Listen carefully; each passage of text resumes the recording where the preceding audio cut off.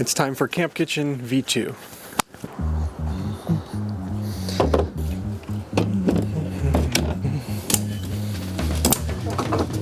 I'm gonna use this old folding table as the base for the kitchen. Obviously, I've had this for a little while and it is not in the best condition, but let's go ahead and clean it up before we get started.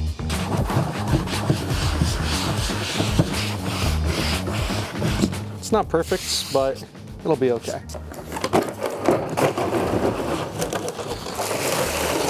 All right, we got a new stove here. This one is a dual burner. Unfortunately, they did not have any of the actual Coleman ones, so this Ozark Trail one will have to do.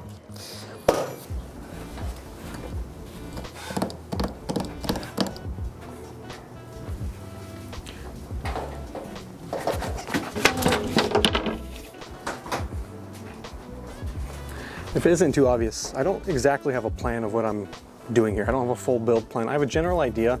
I know I want the stove to be on this side and then have a countertop that flips around this way.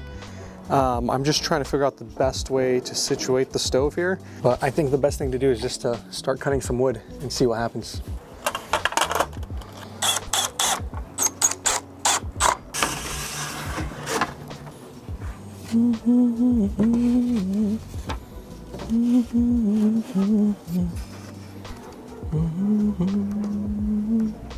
I'm using 1/4-inch plywood to try to keep this build as light as possible. The only problem with this is doing a butt joint with 1/4-inch ply. There's not much material for this to grab onto, so it's going to be pretty weak. Now, I picked up some L brackets here, and I have a bunch of these. So my plan is to L bracket the entire thing together with some glue in between the joint, of course. But again, because this is so thin, it's hard to drive a screw into this and have it actually hold. This is where these come in. So this is a rivet gun and some rivets. I'm going to try to rivet the L brackets in place and see how that holds up. I've never used rivets before, but I think it should work just fine. I think something like that, just make a box around the whole thing and then figure out the details later. Yeah, I like that.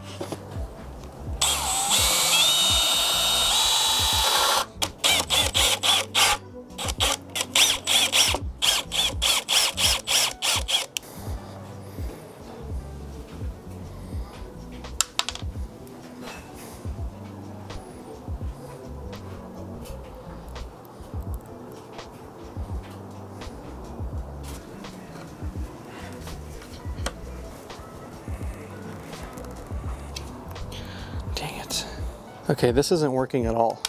I think maybe this is the wrong size washer for this rivet, or maybe these rivets need to be a little bigger, because this side is fine, but I think once it expands over here, it can slip through the washer, so I might just need some larger rivets.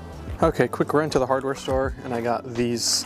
As you can see, these are much thicker than these here, so these should do a much better job.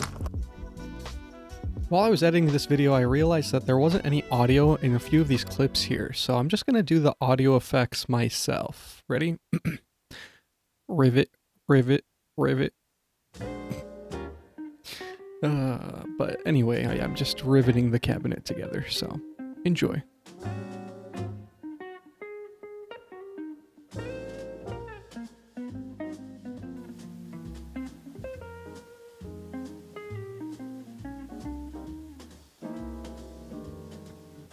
I've gone ahead and added some L brackets to the plywood here to mount it to the table. I'm thinking I can just screw it down, but honestly, I'm going to try to see if I can put these smaller rivets into the table and see if they'll hold.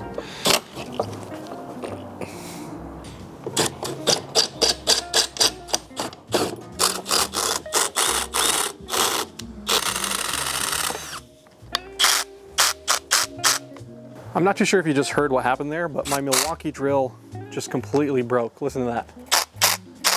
So it's on drill, as you can see, and I can hold it with 2 fingers, and looks like the clutch stripped out. That's why I only go with quality tools like Ryobi. Say what you will about Ryobi, I've had this almost a decade, never had a problem with it. All right, I take back what I just said. I'm stupid. This little 1-2 selector thing was stuck in the middle somehow. I don't know how it got there, but hear that? So if I just switch it to that or that, it's fine. it's working now. I still like Ryobi.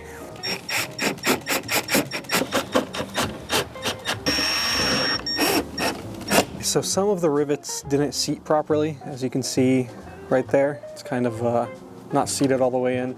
So I just went ahead and used some screws into the plastic here. And again, it feels like it's pretty solid, and I can always go back and maybe glue these down or epoxy them down so they don't move. But for now, I think it's pretty good. Now you may notice that this part right here, oh, let me zoom out. This part right here is a little bit shorter than this end, and there's a reason for that. So those of you that might have seen the first camp kitchen build know that I like to put a little bit, or cut a little bit off of one end, the part that's going to hinge open, so that way when this door comes all the way around, it's more towards the middle to support the flip over cabinet as opposed to just to the sides. Okay, there we go. A little messy, but that's okay. I'll try to clean it up best I can right now and then clean it up fully once it's dry.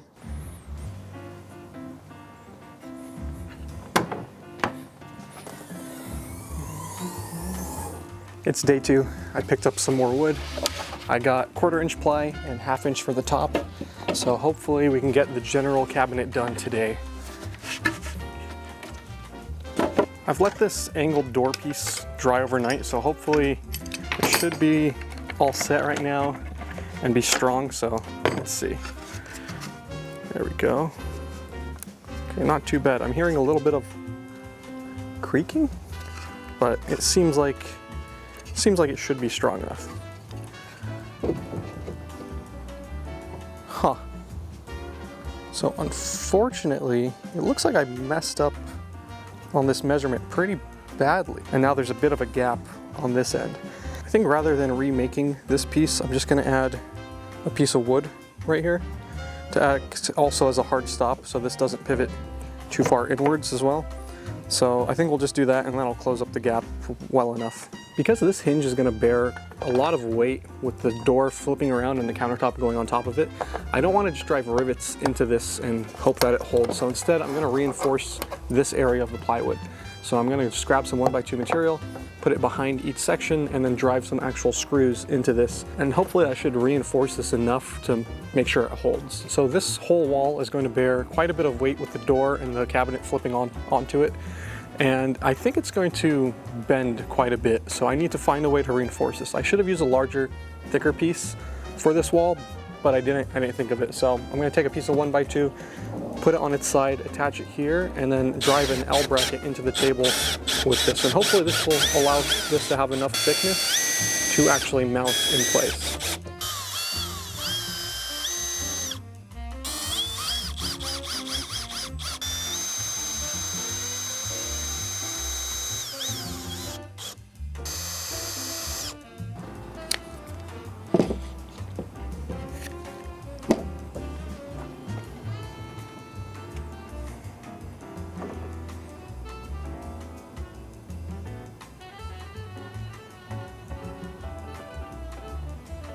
We have another problem. With the door all the way out, this wall is not very secure. You guys see how much that's wobbling right there? But I think I have a plan. There we go. I added a cross brace here, so hopefully this will transfer the load to both walls. And as you can see, this is much, much more stable. Now what I should have done was lower this cross brace about a 1/2 inch down. That way I could recess the entire countertop into the frame. Unfortunately now this is in the way, but I think it'll be okay because what I can do is just segment this into 2 pieces. So I can recess this one here and then have another smaller countertop that's just in the front. So it might end up working out because now that's less weight for this to hold as well.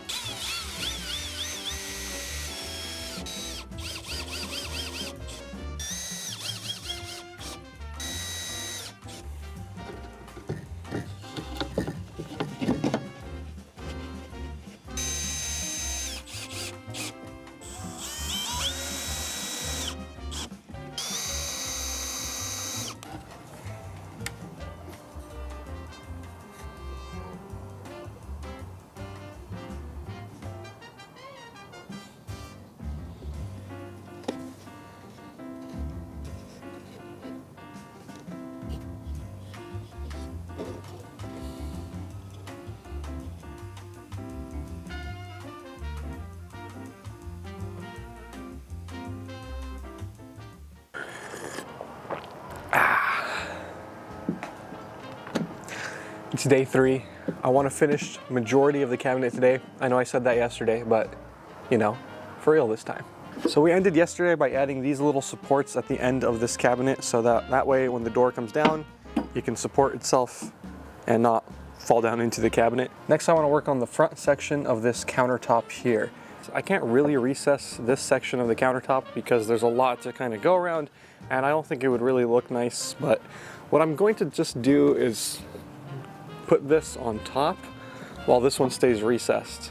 It's not gonna look the nicest, but this is one of the more complicated builds I've done, and I think I'd rather focus on function and then worry about aesthetics later.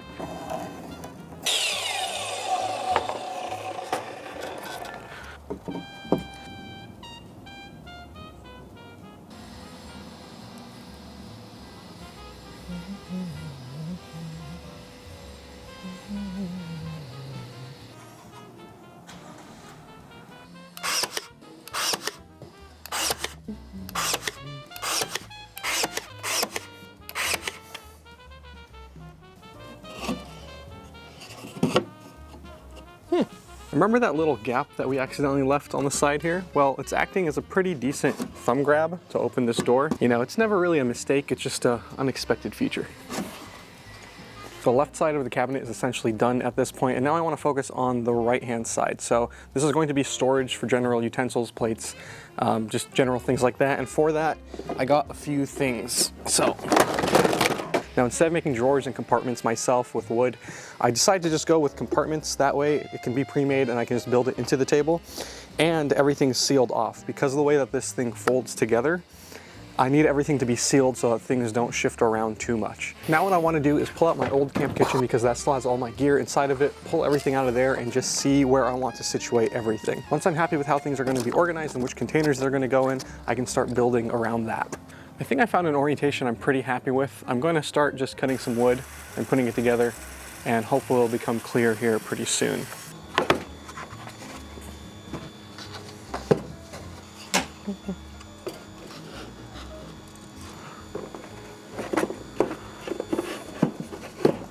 To be a bit honest, I'm kind of overusing the rivets and L brackets, so I'm just going to use some 1x2 in the corner here and just drive screws in from both sides.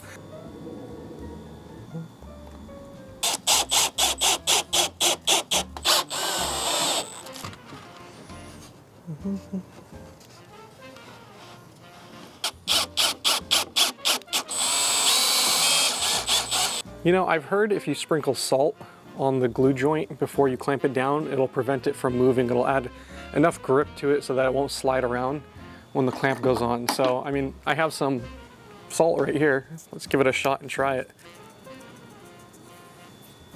I'm not sure how much to add, but that looks well seasoned.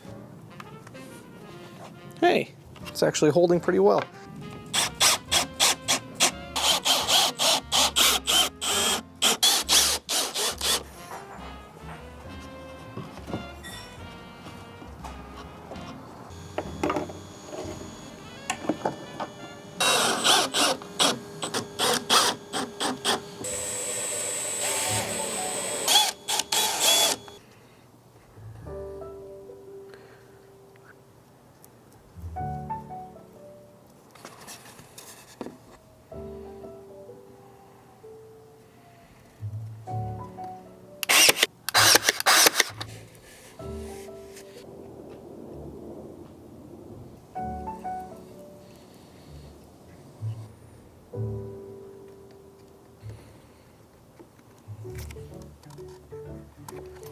While the right side of the kitchen is drying, I want to come back to this fold-out countertop here.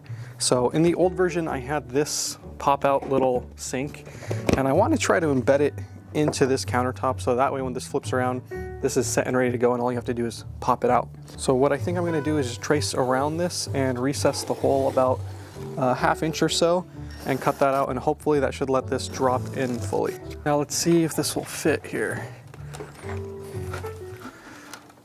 Okay. Okay, nice. Okay, that looks pretty good. Now, I did get sawdust absolutely everywhere. Probably should have moved that out of the way, but oh well.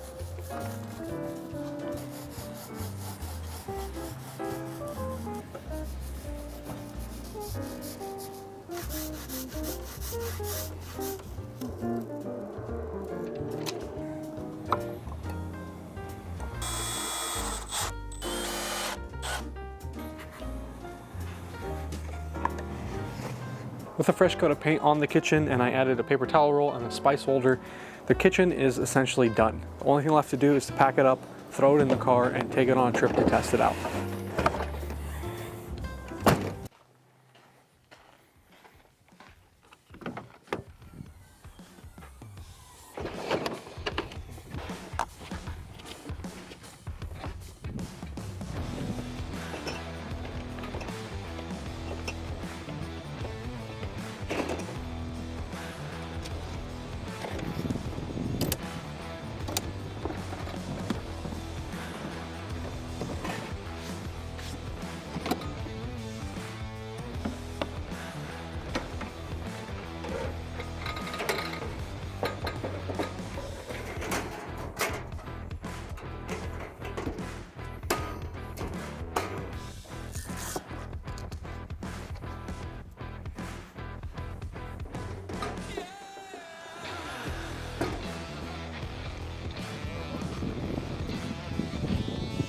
And there we have it, guys. The kitchen is working out great. It still needs a few adjustments. I need to polyurethane the top and figure out a few things to lock certain things in place.